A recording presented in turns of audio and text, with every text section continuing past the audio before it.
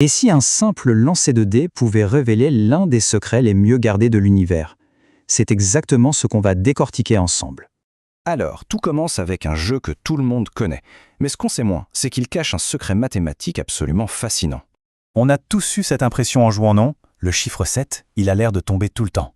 Alors, simple coïncidence? De la chance? Ou est-ce qu'il y a une vraie raison logique derrière tout ça?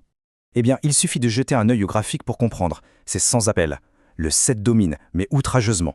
À côté de ça, faire un 2 ou un 12, c'est quasiment un exploit. C'est rarissime. Alors, quel est le secret? En fait, c'est juste une question de combinaison possible. Pour obtenir un 7, il y a plein de manières différentes. 6, pour être exact. Alors que pour faire un 2, eh bien, il n'y a qu'une seule et unique façon, 1 plus 1. Voilà, le mystère est résolu, c'est aussi simple que ça. Mais là où ça devient vraiment dingue, c'est quand on commence à ajouter des dés. Disons, pas 2, mais 10, ou même 100. Cette forme de pyramide, petit à petit, elle va s'adoucir, s'arrondir, pour devenir une forme qu'on connaît tous, une forme qu'on retrouve absolument partout. C'est la fameuse courbe en cloche. Bon, cette courbe en cloche, c'est bien joli, avec des dés, mais dans la vraie vie, on la trouve où? Eh bien, la réponse est assez surprenante. On la trouve littéralement partout. Regardez un peu. La taille des gens dans une population, les notes à un examen, les petites erreurs de mesure dans un labo de sciences, et même le classement des joueurs dans les jeux vidéo ou les variations du prix de l'or. Tout ça suit la même logique, le même dessin. C'est comme la signature d'un hasard qui ne serait pas si hasardeux que ça finalement. Mais pourquoi? Pourquoi cette forme est-elle si universelle? L'explication, c'est que beaucoup de choses dans la vie sont le résultat de l'addition de plein de petits facteurs indépendants. Et quand on additionne tous ces petits hasards, le résultat final, comme par magie, tend toujours vers cette distribution en cloche. C'est un principe mathématique hyper puissant qu'on appelle le théorème central limite. Ok, donc cette courbe est partout, c'est bien beau de le savoir, mais comment on la décrit? Comment on la lit concrètement? Pour ça, il nous faut juste deux outils, deux concepts clés. Le premier outil, c'est la moyenne. On la connaît tous. Sur notre courbe, c'est tout simplement le sommet, le pic de la cloche. C'est la valeur la plus probable, le centre de gravité de toutes nos données. Le deuxième outil, il est crucial, c'est l'écart-type.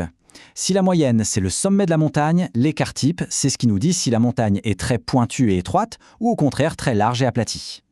En d'autres mots, ça mesure à quel point les données sont dispersées autour de la moyenne. Et savoir si les données sont resserrées ou étalées, ça change absolument tout. La moyenne seule ne suffit jamais. On va voir ça avec un exemple très concret. Parce que, attention, c'est le piège classique. On pourrait avoir 3 élèves avec exactement la même moyenne et pourtant leurs parcours peuvent être complètement différents. La moyenne, c'est juste la pointe de l'iceberg. Alors, regardons-les ces 3 élèves. Ils ont tous 10 sur 20 de moyenne. Le premier, 10, 10, 10, 10. Une régularité parfaite, un écart-type de 0, une vraie horloge suisse. Le deuxième, 8, 9, 11, 12. Bon, ça bouge un peu, mais ça reste très groupé autour du 10. Et le troisième, 1, 5, 15, 19. Là, c'est les montagnes russes. La moyenne est la même, 10, mais l'écart-type explose. C'est lui, l'écart-type, qui nous raconte la vraie histoire derrière les chiffres. Maintenant, quand on combine ces deux informations, la moyenne et l'écart-type, on obtient une sorte de super-pouvoir. Le pouvoir de prédire où se trouve la plupart des données, sans même avoir à les regarder une par une. Pour ça, il faut retenir un premier chiffre, un chiffre clé, 68%. Et puis, un deuxième chiffre, 95%. Voilà, 68 et 95. Avec ces deux chiffres, on a ce qu'on appelle la règle des 78-95. Et elle nous dit quelque chose de très simple, mais de très puissant. Pour n'importe quelle courbe en cloche, environ 68% des données se trouvent à moins d'une écart-type de la moyenne, et environ 95% se trouvent à moins de 2 écart-types. Prenons un exemple. Imaginez un examen. La note moyenne de la classe est de 12 sur 20, et l'écart-type est de 1,5. Grâce à notre règle, on peut dire, sans voir les copies, qu'environ 68% des élèves, les 2 tiers de la classe, ont une note entre 10,5 et 13,5. Et encore mieux, 95% des élèves, donc la quasi-totalité d'entre eux, ont une note qui se situe entre 9 et 15. C'est d'une puissance prédictive assez folle, non? Alors, au final, qu'est-ce qu'il faut retenir de tout ça? À quoi ça nous sert de savoir ça? En fait, la courbe en cloche et l'écart-type, ce ne sont pas juste des concepts de maths abstraits. Il faut voir ça comme une sorte de lunettes spéciales. Des lunettes qui nous permettent de voir la structure, l'ordre qui se cache derrière ce qui semble être du pur hasard.